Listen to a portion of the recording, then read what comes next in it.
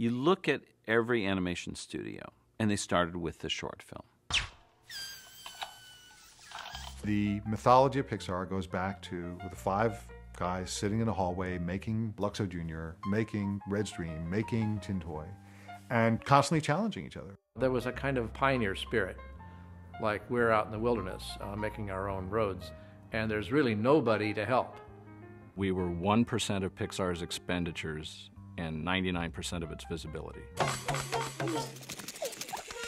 When we showed our stuff, which now I look back and think of as kind of crude, but it blew people away at the time because it was so much in advance. It's really fun to see all the films strung together because you can see the medium evolve right before your eyes. The development of our talents, the development of our technology leading up to the first feature film. Trying to make a feature film in the 70s and 80s was completely nuts because the computers at the time were way too slow. Back when we were working on our very first films, it was a challenge to make even a single image in computer graphics. Compute power was still a huge limitation. Rendering any kind of computer graphics was just incredibly expensive. We had a VEX 780, which is 1 million instructions per second, which is less than 1% of what you'd find in a modern PDA. The computer in a cell phone is 100 times faster than the one that we had at Lucasfilm. So doing anything was just an incredible pain. In those days, computer animation, computer graphics was in the domain of guys in white lab coats. All of the images in the animation were being created by the same people who wrote the software. Like going to a museum where all the paintings were done by the people who designed canvases and brushes. The pictures were very simple, cartoony, kind of even primitive video game shapes. Most of the motions had to be plotted out on graph paper, and people counted the little squares and typed in a number into the computer and said, go here, go here, go here, go here. And sometimes that looks good, and sometimes it looks kind of robot-like. Our long-term goal was to make an animated film. In fact, everybody in the industry knew this group was dedicated to doing that. And we knew that in order to get there, we had to have software that was robust and powerful and scaled properly. And so let's work on the technology and on the software, and the speed will come.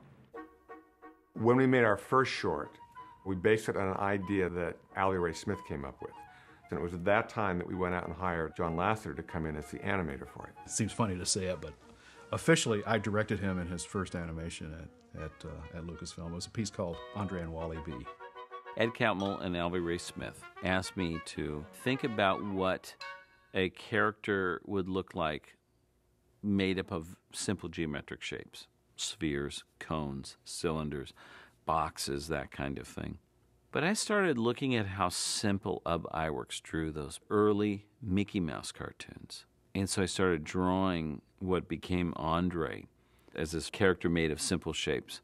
Up until then, most of us nerdy types didn't know how to do soft characters, nor was the technology really capable of doing rubbery, moldable characters like a good animator needs. I remember going to Ed and saying, boy, I would love to have something I could bend, because the body is where a cartoon character gets so much of his expression. And so he thought, in classic Ed Catmull style, let me think about this. And he went away. And he came back, and he had invented the teardrop. The bottom was a hemisphere, the top was a hemisphere. And then the computer filled in this kind of section in the middle, and it bent.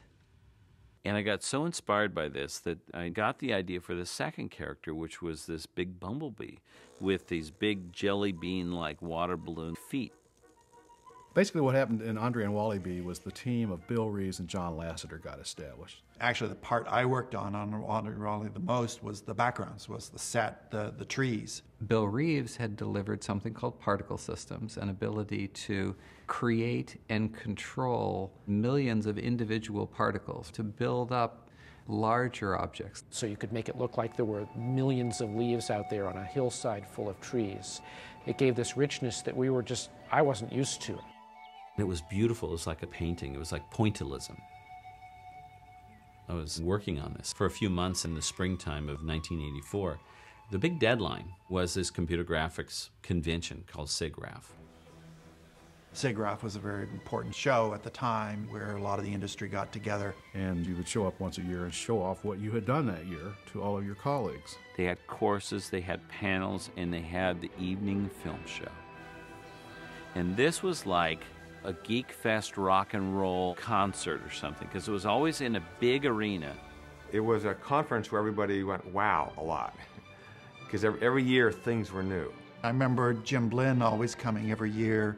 He was working at Jet Propulsion Lab, and he would come with planetary stuff of some form or another. And some of the companies started off by making logos, because you could have them spin around and put sparkles and do various things to have interesting logos. Most of it was just technology demonstrations. You know, crystal balls over a checkerboard, and everybody went crazy. I'm sitting here going, what am I missing here? But everyone recognized the technical advances that they were seeing. If it was a breakthrough moment, the house would come down with cheering and applause. There's no story, there's no characters, there's nothing to engage with at all, but we know how hard that was. And one of the techniques we wanted to show off in Andre and Wally-B, well, there's two. We wanted this animation done by a real animator to be showcased. We had the particle systems by Bill Reeves we wanted to showcase, and we had motion blur. This was one of the most revolutionary things that Pixar came up with. You actually blur characters out in the direction of motion during a frame. It made the difference between being commercially successful and not. We showed up with it, and the house went absolutely nuts. The fact that I was animating, just using my knowledge of animation principles, it had this snappy quality. And both visually and story-wise was a step above anything people had seen before. And I remember this guy, he came up to me and he said, John, what software did you use to animate Andre and Wally-B? I said, it was just, you know, a keyframe animation system, pretty much like other systems I've seen. He goes, no, it was so funny. What software did you use? Andre and Wally-B was proof that, yes, you could use this medium to tell a story. It wasn't much of a story, but you know, there it was. It worked. But we didn't finish it in time for SIGGRAPH. So it was partly rendered, and then part of it was in wireframe. What I found was that most people didn't notice that we hadn't finished the film. They were so caught up in the characters that they didn't notice that it switched to wireframe.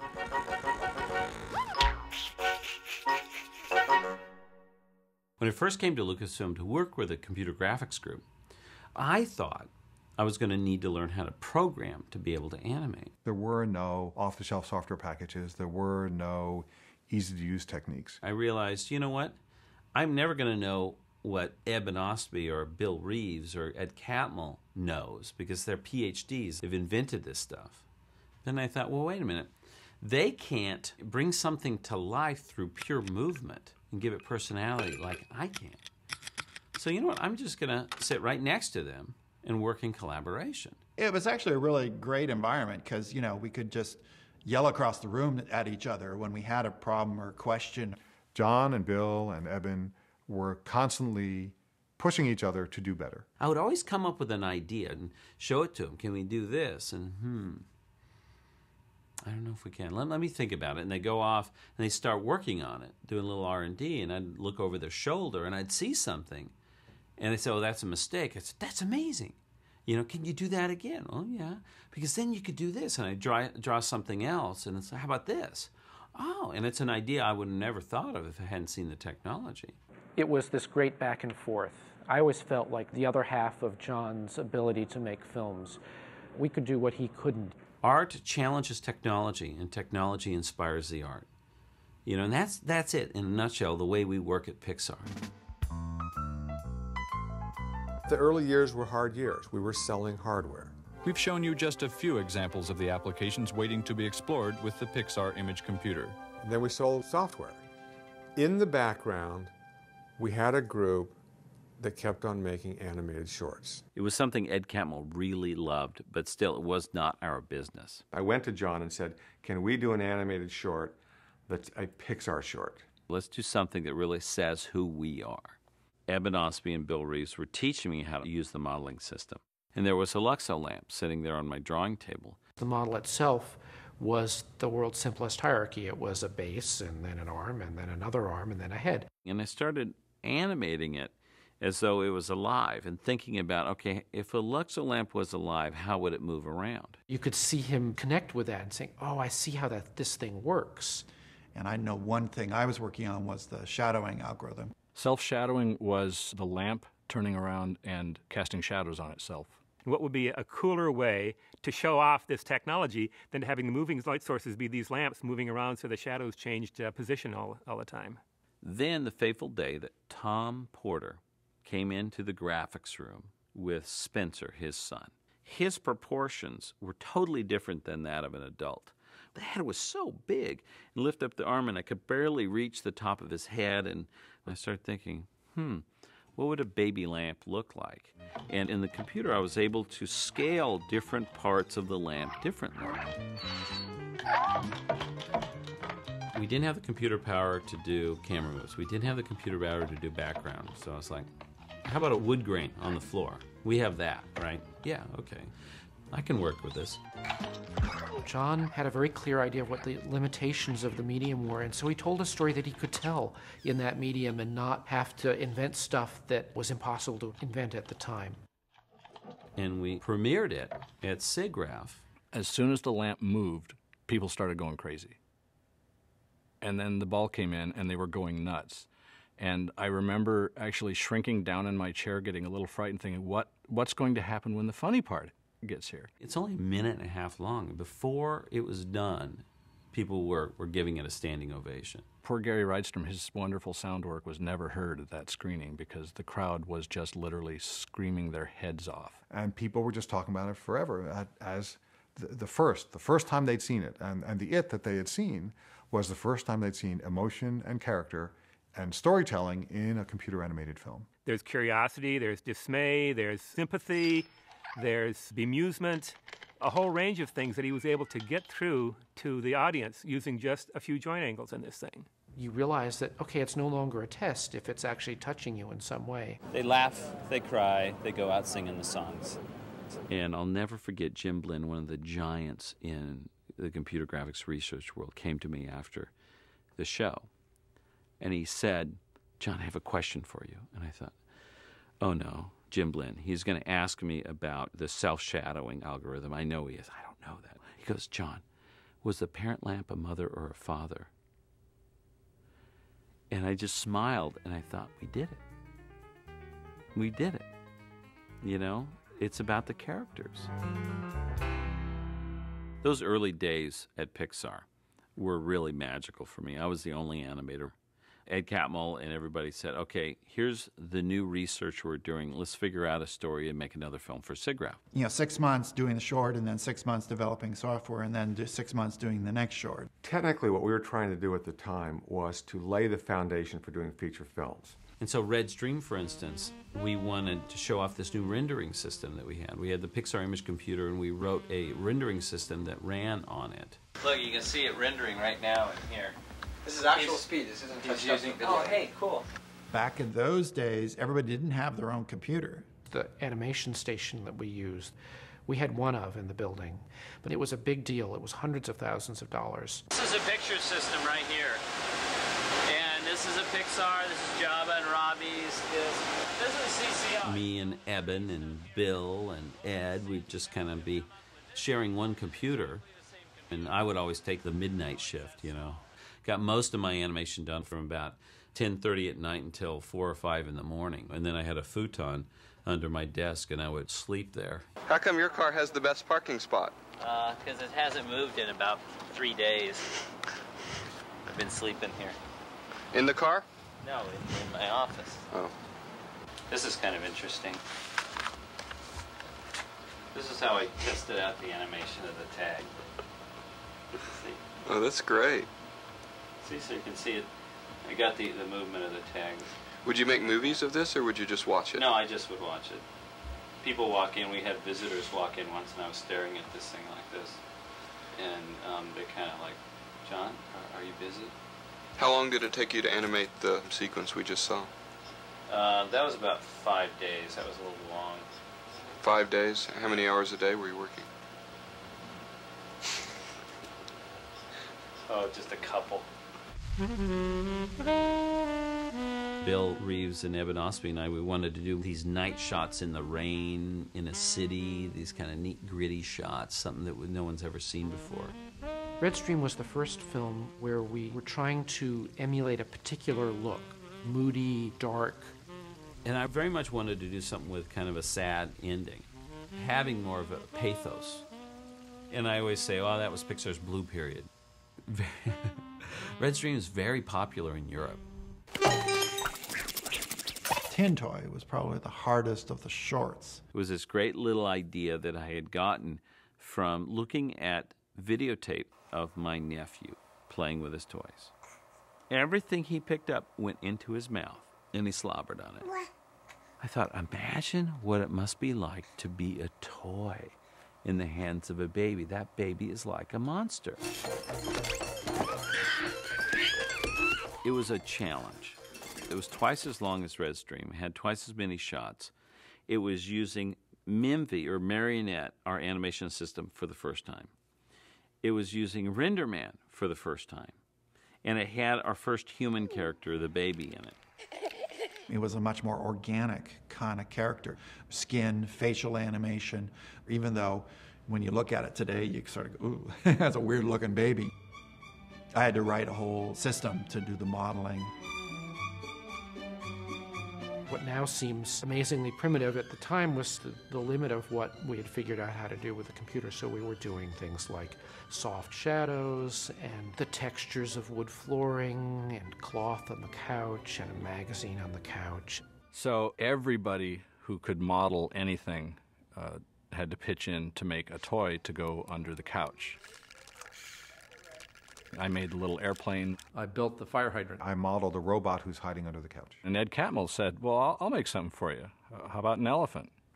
Great, Ed, we'd love an elephant. So he went off and decided, well, to do an elephant, first I need to implement Bezier patches in our modeling language. So he did that. And then he sketched an elephant on a piece of graph paper. And then he sat down with a text editor and manually entered the coordinates for every point on the elephant. And out came a perfect elephant. And that is the most math geeky thing we had ever seen. It was the first 3D computer animation ever to win an Academy Award.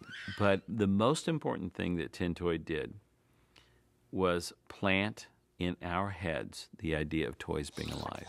And out of that grew Toy Story. By the time we did Knick Knack, we might have had 10 or 12 people. In 1989, we all agreed, let's back off a little bit. Let's make a film that's fun and not very demanding. Consolidating our gains and making a film with the techniques we knew how to make. And John said, this time I want to make a real, Chuck Jonesy sort of cartoon.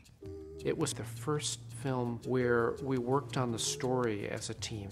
When they were having discussions about the story of Knick Knack, what it might be, or what would go on with it, we were all part of it. I remember the story conference where the ending came up, all right, he falls off and he ends up in a fish tank. And it was Deirdre Warren who said, and there'll be a mermaid there, right? And John said, yes, let's do it, or that's right. And I think that's a great indication of the collaborative spirit. Knick Knack, it was, again, all hands on deck. Everybody worked on a little bit of everything. We had people designing their own characters. John didn't do every bit of the animation as he had done on previous films, but he let us do, our personal characters. Mine was the flamingo. In Knick Knack, I believe I modeled the igloo. I animated the dance cycle of the pyramid. That was my giant contribution to the animation there. We went through 2 or 3 very dark days during those times where you didn't know whether we were going to make it as a company. All these hardware guys are complaining that we just spend money. We don't ever make money for the companies because our short films never made money. In fact, from a business point of view, this company selling hardware had no business at all doing animation. And I thought, well, come on, when's the shoe going to drop? When are they going to just stop the animation? And the guy who's the head of software goes, they never will, John. The world knows us from these little short films. Each frame was computed in 8 to 10 minutes on the Pixar Image computer. Pixar Image computer also, although people in the oil exploration business and medical imaging were buying them, they liked the fact that short films were being made on them. It added a little bit of glamour to the quality of the product.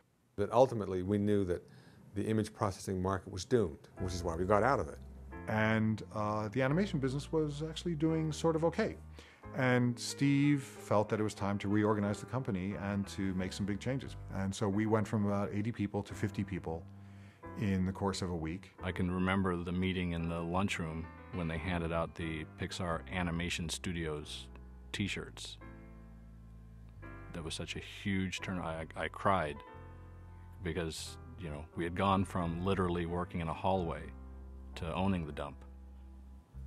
The goal from the time that I first started working with Ed in 1978 through Lucasfilm and through the formation of Pixar was we all wanted to make a feature-length film.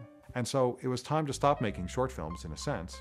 And so here's what we'll do. We're gonna get into the TV commercial business, gain more production experience, and then do something like a half-hour TV special, and from that launching pad, go on to making a feature-length film. And right around that time is when Peter Schneider tried for the third time to hire John away from us. So John turned down being a director at Disney to stay with a struggling startup and told Peter he should consider doing it with Pixar. So Peter Schneider called me and said, we'd like you to do a feature film. So I said, we think that we should do a half-hour TV special first. And he said, if you can do a half hour, you can do 90 minutes. I said, okay, I'll buy that. Hello? Oh, yeah! Ah! Whoa! Hey, whoa, whoa, whoa, whoa, whoa! Did I frighten you? While we made Toy Story, we stopped making shorts at that time. But as we got near the end of it, we realized that was one of the things that helped make us who we were. Ed and I said, you know what, we should continue doing short films. Because for what it did for me as an artist, as a director, I want to make sure and we give that opportunity to other people in the studio. We just realized, you know, we should always be doing this. We should always figure out a reason to do the shorts. Yeah, this young person may have a talent here. Let's give him a chance to direct something. Here's these young animators. Let's give them a chance to be a supervising animator, or let an artist become a production designer. So from Jerry's Game on, the short films were helping to develop our talent, was helping continue the research and development at the studio.